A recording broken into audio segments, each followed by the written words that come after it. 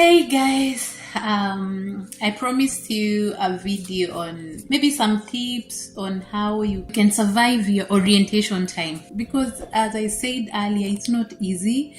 Orientation time is a period that you really, in the beginning, you really feel like things are difficult, things are not working out, you miss the easy life back home.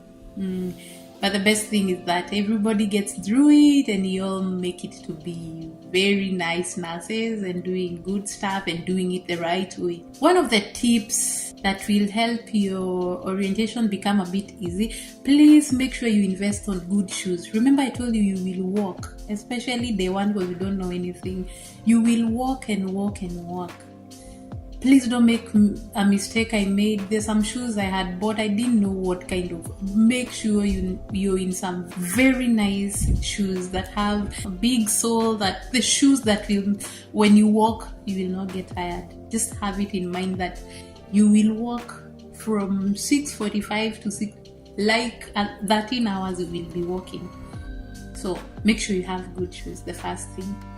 The second thing, take everything positively. A lot of things happen. You feel like you don't know like 90% of stuff you don't know. You don't know anything that is happening. You're new, and that is understandable. Don't make it put your spirits down. Have that positivity to learn and to say that I am a nurse. I've been a nurse back home, so I'm still that nurse. It's only that I don't know the system, the computer stuff, like the system they use. And it's a learning period. That's the best thing about it. It's a learning period, and take it positively. Like back home, I never saw anyone orientating. You used to get a job and you hit it alone. So it's a positive thing that you have somebody showing you. Remember, you can get a good preceptor and you can get a bad one. So be ready for any. Be ready for a good one. Be ready for a bad one, so that whatever comes, you'll be able to embrace it. So make sure you learn the tips. And the first day I would advise you to know your way through your ward, like your floor. Know where rooms are, like the geography, because sometimes you don't even know where anything is. Sometimes even a patient will tell you, bring me some water, and then you're like, you don't even know which room or what room. So make sure you know, if this is room 1, this is where it starts, 1, 2, 3, it goes like this. That's the geography. Make sure you know where the place they put their medicine, those things they call pixies. Make sure you know where the pixies are. Like, this is where I'll be getting medication. This is pixies 1, 2, 3. You know where they are. The next thing, make sure you know where the supply room is, because sometimes the preceptor will tell you, go get me something, and you don't know even where to. The way you feel so bad, you're asking everything. But day one, you're allowed to ask everything. But make sure when you are shown this is the supply room, let it stick. Just let it stick in your mind that this is the supply room, this is the medicine room, this is whatever, where I get these. So make sure you learn those things. So make sure you're in good shoes. Make sure you know the geography of your floor. Yeah, and ask those questions. That's why I'm just hoping you get a nice preceptor. But whatever kind of preceptor you get, just take it, embrace it. You can get a good one, you can get a bad one. The other thing, if at some point you find some preceptors will even discuss with the other nurses, no, it is normal. Just allow it sink. It is okay. One day you will look at the nurse they laughed at, and then you're like, look at me now. You will bump into them and find them. It happens. Not to every nurse, but it happens to some nurses. So make sure, if it happens, let it not dampen your spirits. Just know that a couple of nurses go through that. If it's the system, there's some logins you get, the login to the system. Make sure you have them the first day. Make sure you have them and you know how to log in. Even if you don't know to do much, you can log in and out, because if you're just waiting for the preceptor to log in and use her stuff, you will never learn.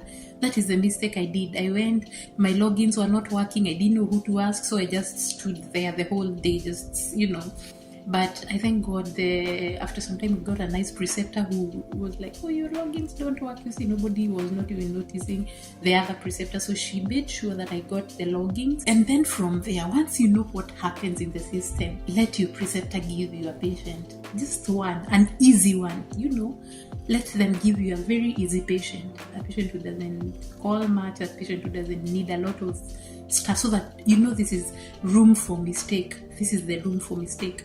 So you don't make a big mistake. If you're given a heavy patient, it might be very so when you get that patient, learn with that patient that when I reach at work, I check on my patient, I do my assessment, I do maybe the chatting about your assessment, and then you do your morning meds, you round on your patient, you keep on doing, and you tell your preceptor if you find a mistake somewhere, just tell me.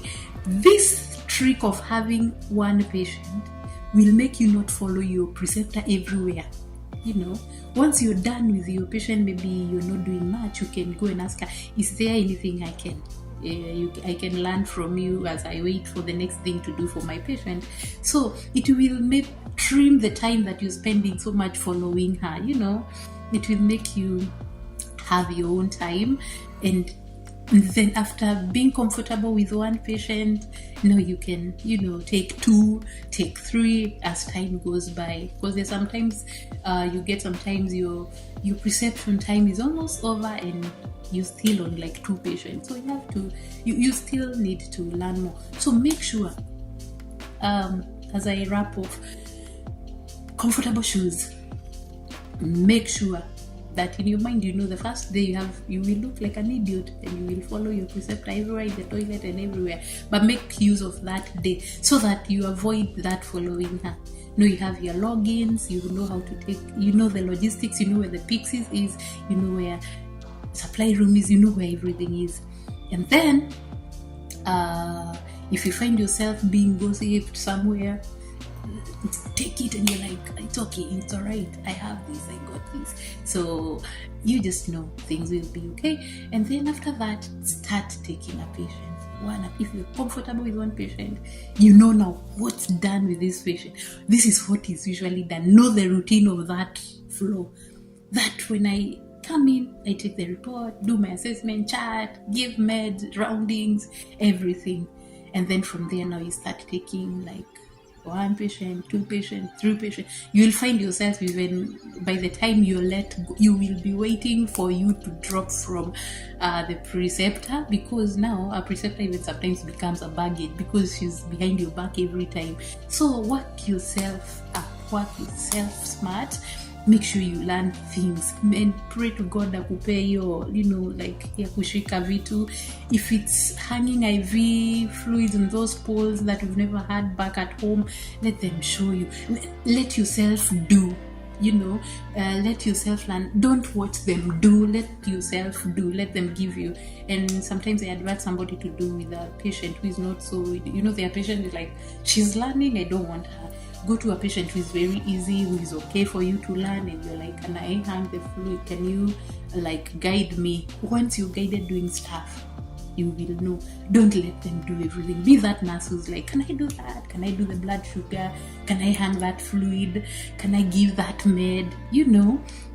That way you will survive and you'll find your preceptorship time being very easy, and you will just be longing to get over it so that you can be your own, because you feel now confident you can do stuff.